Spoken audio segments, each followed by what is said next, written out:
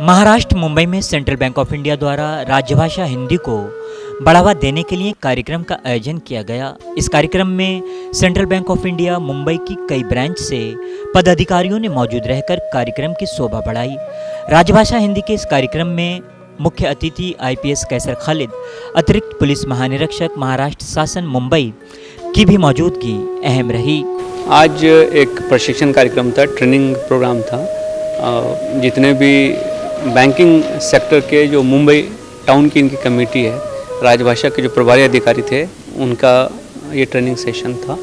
राजभाषा को प्रमोट कैसे किया जाए, उसको ज़्यादा से ज़्यादा लोगों तक कैसे पहुंचाया जाए, डे टू डे के काम में उसको कैसे लाया जाए, स्टूडेंट और जो कस्टमर हैं बेसिकली उनको भी अपनी ही भाषा में, राजभाषा में काम करने के लिए कैसे प्रवृत्त किया जाए, इस विषय पे चर्चा हुई है। यहाँ पे एक छोटा सा लेक्चर भी हमारा था।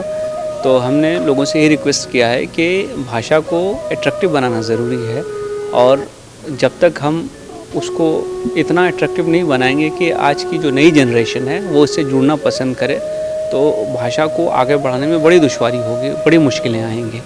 और साथ ही साथ जो सर्विसेज हम देते हैं, उन सर्विसेज को अपनी भाषा में आसान ढंग से कैसे दिया जाए, इस हवाले से कुछ बात हुई। इसके पहले भी सेशंस कई एक हुए और उसमें भी कई लोगों ने इस हवाले से बात की है।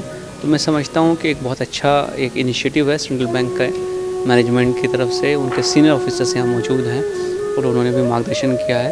तो जैसे कि आपको मालूम है कि सेंट्रल बैंक जो है ये देश का पहला ये समझिए कि देशी बैंक है। ये इसको एक इंडियन ने फाउंड किया था, मुंबई में इसको फाउंड किया गया था सर पोचकानवाला, और तब से निरंतर जो है ये इसमें जो एक इंडियन एलिमेंट है वो काफ़ी स्ट्रॉन्ग है।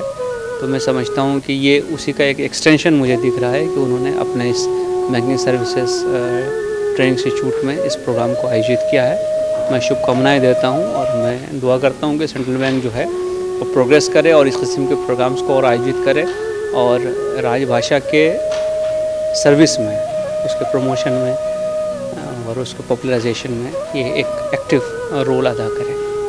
आज का जो कार्यक्रम था वो सेंट्रल बैंक ऑफ इंडिया ने आयोजित किया था नगर राजभाषा कार्यान्वयन समिति के तत्वाधान में। यहाँ बम्बई शहर में काम करने वाले सभी बैंकों के राजभाषा अधिकारी यहाँ उपस्थित थे। आज का जो विषय था वो था कि वर्तमान प्रदेश में राजभाषा नीति का कार्यान्वयन कैसे किया जाए। इस पर आज सुबह से चर्चा थी। सुबह 2 सत्र हुए और उसके बाद अभी 2 सत्र हुए। उसमें जो हमारे विशेष अतिथि थे श्री कैसर खालिद साहब IPS, इन्होंने मानसिकता में बदलाव पे अपना व्याख्यान दिया, जो कि काफ़ी महत्वपूर्ण व्याख्यान था इनका।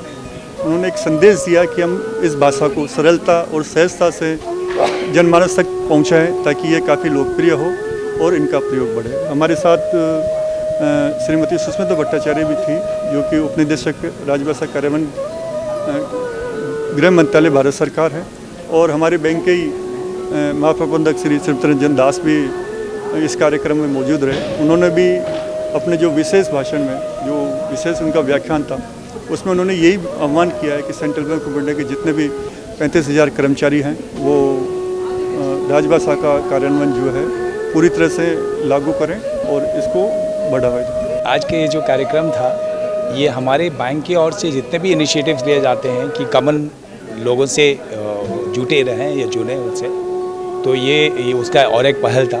और इसमें ये राजभाषा के जरिए ज़्यादा से ज़्यादा लोगों को, बैंक को उनके पास पहुंचाने का ये कोशिश थी। जबकि हम लोग बाकी बैंकों का भी, बैंकिंग बैंकों के जो अधिकारी इसमें सम्मिलित हुए थे आज, उनका राजभाषा के जो कार्यान्वयन होता है अपने अपने संस्थाओं में, अपने बैंक में, उसके परिप्रेक्ष्य में ये कार्यक्रम किया गया था।